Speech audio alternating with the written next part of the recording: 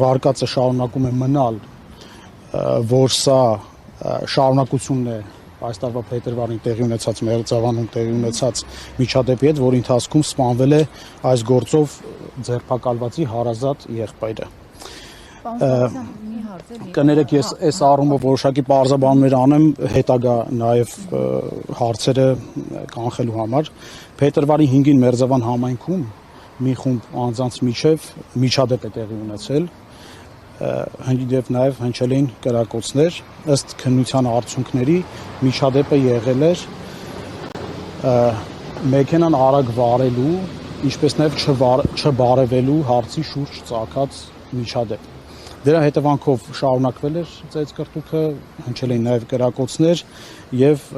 ծեծկռտուքի ընթացքում Գրիգոր Օհանյանը կրծքավանդակի շրջանում ստացել էր հրազենային վնասվածք և մահացել էր։ Նախաձեռնվել էր քրեական վարույթ, իրավապահները բացահայտել էին այս դեպքը, տասնյակից ավելի անձանց մեղադրանքներ էին առաջադրվել, ձերբակալվածներ և կալանավորվածներ կային և գործը ուղարկվել է դատարան։ Ըստ էության սա փետրվարյան իրադարձության